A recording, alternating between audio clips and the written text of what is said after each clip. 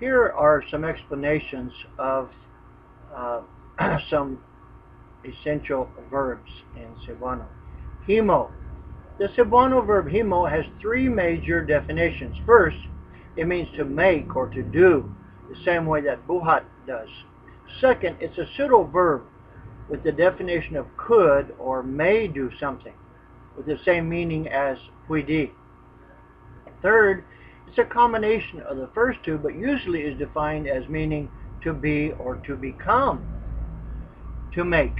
In the first definition, himo means to make or to do, and is conjugated the same as any verb from the previous verb list.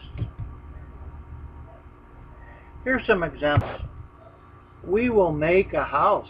Naghimo kami og balay. Did you make a chair? Naghimo ba kamo og lingkuranan? We will make a house. Himuo namo ang balay. Did you make the chair? Gihimo ba nimo ang lingkuranan? We can make a plan. Makahimo kita og plano. I was able to do what I wanted. Nakahimo ako sa akong gusto. We can make a plan. Mahimo nato ang plano. I was able to do what I wanted. Mahimo nako ang akong gusto. Puede. The pseudo verbs puede and mahimo both mean could or can, or might or may, when used with other fully conjugated verbs. Here's some examples using puede or mahimo. You can eat. Pwede kamo magkaon. Mahimo kamo magkaon. We might or we can return to you. Pwede kami mobalik kanimo.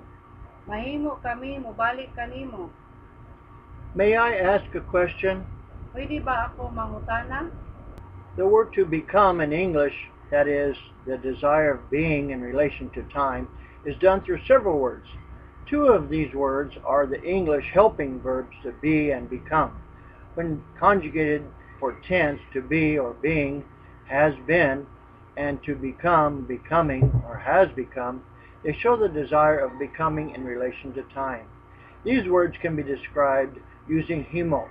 The actual Cebuano to be is contained within the ong, but the word himo, conjugated with ma or na, combined with the linker nga, can model the definition of become. Himo is conjugated in these ways. The future will be or will become is Mahimo. in the past of the present, meaning being or becoming or became. Nahimo. We say himo, the conjugated form, plus the ong phrase, then the nga, and then whatever you want to become. Here's some examples. He or she became a teacher last year. Nahimo siya nga maestro ni atong miaging nga tuig. I will become a carpenter next year. Mahimo kong panday sa sunod nga tuig. Himo can also be used with other pseudo verbs by usually putting the actor as the second word in the sentence. For example, do you want to become a teacher? Gusto ka ba mahimo nga maestro? Yes, I want to become a teacher. Oo, gusto ako mahimong maestro. No, I want to become a principal. Dili gusto ako mahimong principal. To think. As mentioned many times before, language is a set of ideas, not words. Hence, it is the culture more than anything else that determines the meaning of a word. In English, we use the word think in a very versatile way. The word think in the statement, I think, can be a supposition, an opinion, or an actual act of mental thinking processes. In Cebuano, these acts are separated into their own words. Using abi. Suppositions are made by the use of abi, corresponding to the English I thought that, or you thought that, you think that. Abi is used with the og set of pronouns and is often also used with the og marker itself. It also means I'll have you know. Here's some examples. I thought you were going to Cebu. Abi nako og moadto ka sa Cebu. You thought I didn't know how. Abi nimo nga dili ako makamao. I'll have you know this is very hard. Abi nimo lisod kaayo kini. Using huna huna. Opinions and actual thinking are expressed by using huna huna. This verb is also conjugated in the same way as any normal transitive verb. It can also be used without a conjugation, having the definition of thoughts or opinions. Here's some examples. She is thinking about your request. Naguna-una siya mahitungod sa inyong gipangayo. Did you think to pray? Naguna ka ba sa pag-ampo? What are you thinking? Unsa ang imong gihuna-huna? In my thoughts, that is according to my thinking, the food is very delicious. Sa akong huna-huna, lami kaayo ang pagkaon. In my thoughts or my opinions, we will still wait for a long time. Sa akong huna-huna, dugay pa kita maghulat. Using Dayon, gibalo, ang ila. the act of knowing it is expressed by Sayot or hibalo. There are differences between the two words. However, also the word Ila. has the different meaning of knowing a person or an acquaintance. Hibalo.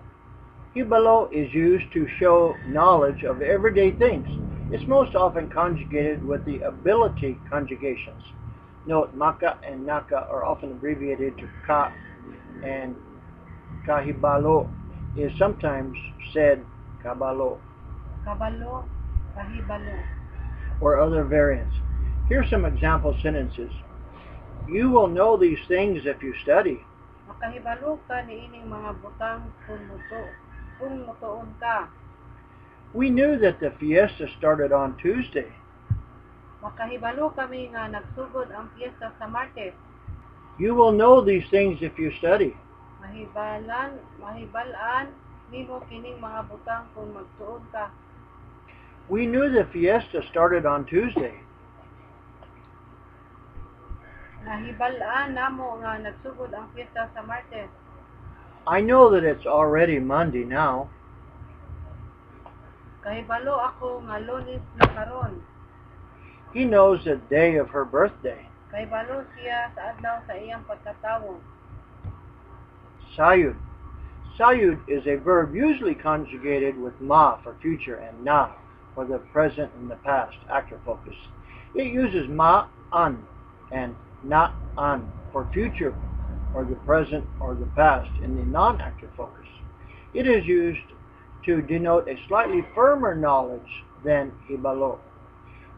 It often is something known in the heart, while hibalo is a fact known in the head. The ma, na object focus to active focus exception might come from the advanced conjugation of mang and nang. Here's some examples. You will know the truth of all things. Masayod ka sa kamatuoran sa tanan nga mga butang. You will also know that this is true. Masayod pud kamo nga tinuod kini. I know the story is true. Masayod ako nga ang istorya tinuod. She knows that her uncle lives. Masayod siya nga buhi ang tito niya. You will know the truth of all things. Masayran nimo ang kamatuoran sa tanan nga mga butang. You will also know that this is true. Masayran pud nimo nga tinuod kini. I know that the story is true. Masayran ako nga ang istorya tinuod. She knows that her uncle lives. Masayran niya ang nga buhi ang tito niya. Ila. Ila means to know a person or to become acquainted with someone. Sometimes it's something. It's used to denote friendship and a knowing relationship with another person. It can also mean to get to know someone or to recognize something.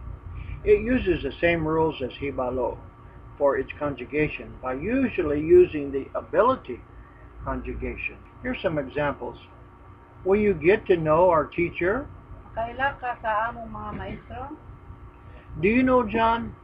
Nakaila ba kamo kang Juan? You will get to know or recognize our teachers. Mailhan nimo ang among mga maestro. You knew or you recognized the truth from the wrong. Nailhan nimo ang kamatuoran gikan sa sayo.